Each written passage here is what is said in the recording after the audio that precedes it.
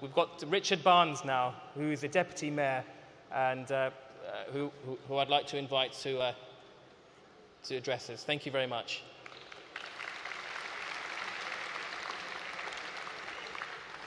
Thank you very much. Sorry about that. Thank you very much indeed. Assalamu alaikum.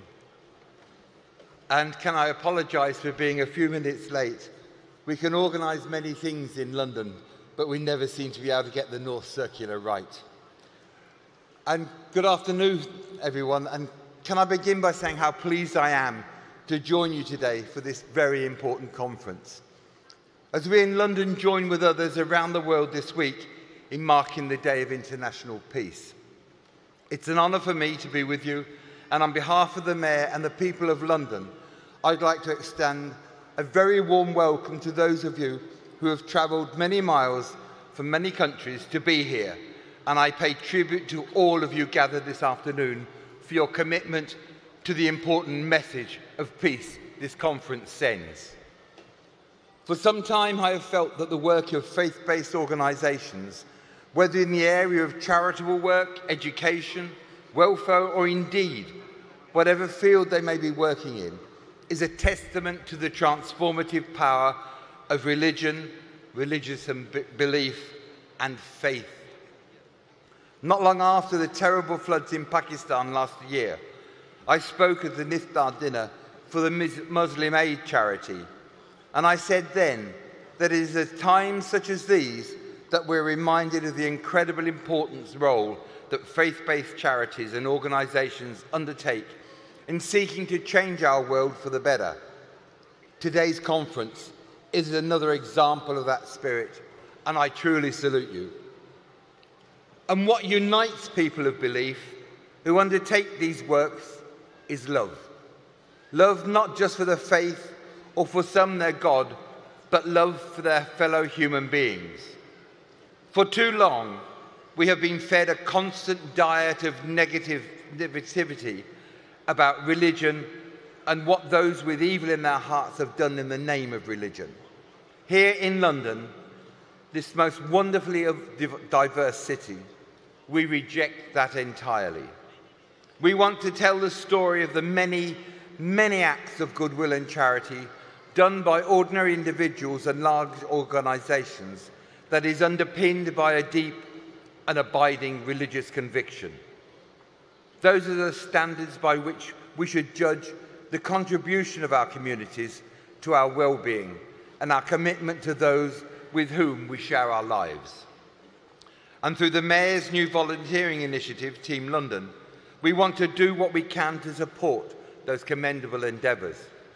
We want that spirit, the spirit of London, of giving and of community, to be the image that we send to the world.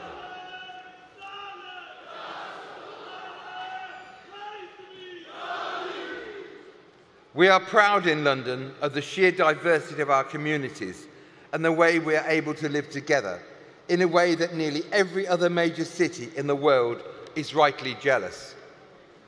Whenever I travel to other countries as Deputy Mayor of London, I'm always asked how we've managed in London and that we've been able to enjoy such harmonious relationships.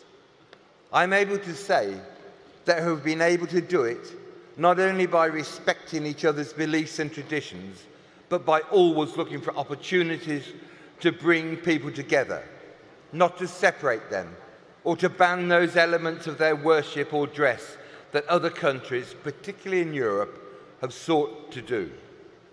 It is also partly for this reason that I've sought to ensure that where appropriate, our events at City Hall, such as our Eid celebrations in Trafalgar Square, which are happening today, it's a bit late, but Eid Mubarak, have the widest possible representation from across the spectrum of the Muslim faith.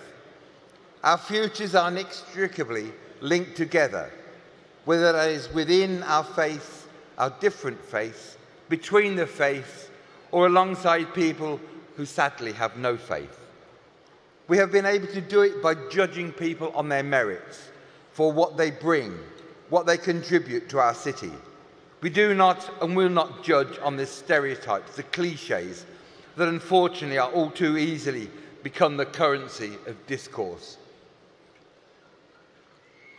The Mayor has urged Londoners, particularly during Ramadan, to find out more about Islam in order to increase all of our understanding and learning. He's even encouraged them to fast, at least for one day. Though I'm afraid I'm not sure how many Londoners have actually taken up on that suggestion. At City Hall, we have very deliberately begun a programme of community receptions where we bring everyone together to thank you for what you do in your localities to make London a better place for us all. We have a vision to make London the greatest big city in the world. Whenever we travel to somewhere else, we always look at the elements of that place we are visiting and say, I wish London was a bit more like that. And sometimes we forget those parts of our city that we take for granted that everyone else is jealous of. We want to take the best parts of those cities and marry them to all we have to offer here. That's what we're working towards.